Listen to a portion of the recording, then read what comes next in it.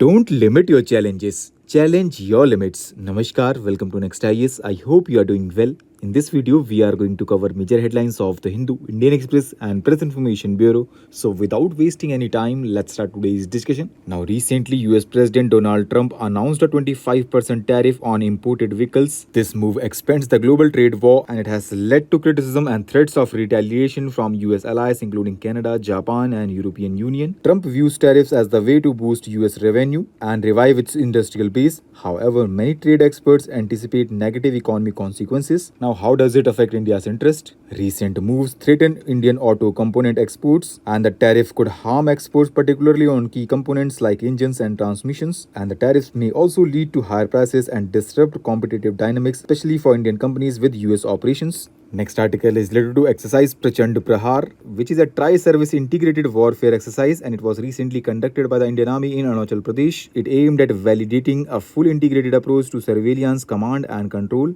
The exercise involved advanced platforms. Next article focuses upon India's defense sector, which is under pressure due to reliance on public sector undertakings and slow production rates, especially in the Indian Air Force, which faces depleting squadron strength. And despite efforts to boost indigenous production like Tejas Mk1A, India remains the second largest arm importers. It relies on US engines, which raises concerns about dependency on US strategic interest. Therefore, India must ensure its strategic autonomy while balancing imports from the US. Next article is related to Free Movement Regime, which is a mutually agreed arrangement between India and Myanmar, and it allows tribes living along the border on either side to travel up to 16 km inside the other country without a visa. And recently, Ministry of Home Affairs has decided to scrap free movement regime between India and Myanmar to ensure the internal security of the country and to maintain the demographic structure of India's northeastern states bordering Myanmar. But experts argue that scrapping free movement regime may not address security concerns like cross-border crime, as smuggling persists despite regulations. They also highlight that building a fence along the 1700-kilometer border is impractical due to terrain challenges and resistance from local communities. And in this context, experts suggest improving monitoring and regulation of cross-border trade, legalizing certain goods to generate revenue, and involving local communities in security decisions. They also stress the need for more nuanced approach considering both security and rights of the people in the border regions. Next article is related to Gaia Mission, and it is in the news because recently European Space Agency officially ended its Gaia mission after more than a decade of mapping the Milky Way galaxy. This mission was launched in 2013 and was designed to measure the precise location and movement of stars and celestial bodies, which helped scientists create most detailed three-dimensional map of the galaxy. It was positioned at the Lagrange point 2 and it has taken 3 trillion observations of 2 billion stars and celestial objects. And here you must know that its data revealed that Milky Way is not a static disk but has a wobbling shape, which is likely due to interactions with smaller galaxies. Next article talks about India's deep sea mission and related challenges.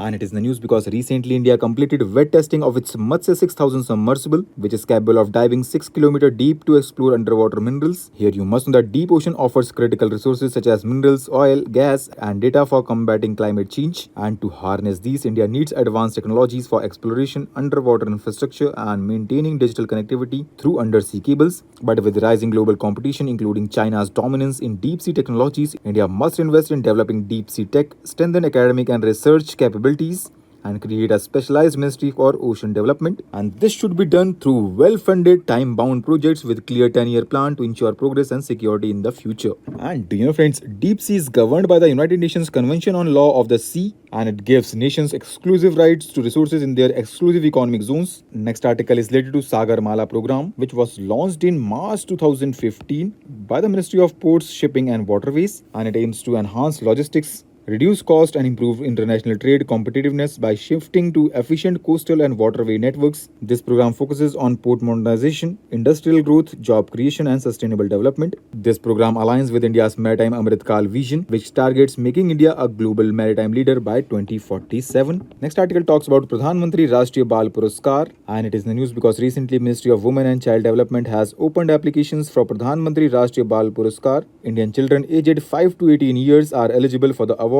And here you must know that this award recognizes achievements in areas such as bravery, sports, social service, science and technology, environment, art and culture. And the application deadline is 31st July. And now India surpassed Sri Lanka to become world's second largest exporter of tea and India exports to tea over 25 countries with major markets including the UAE, Iraq, Iran, Russia, the USA and the UK. Assam, Darjeeling and Nilgiri teas are renowned globally with black tea making up 96% of Indian exports. Talking about the related initiatives, Indian government through the Tea Board has implemented various initiatives to enhance production, create a unique tea brand and support tea cultivators' welfare. Here the measures include establishing self-help groups, farmer producer organizations and mini tea factories to foster entrepreneurship and strengthen rural economies. So with this, let's conclude today's discussion. Thanks for listening, and for regular updates, you can follow us on various social media platforms.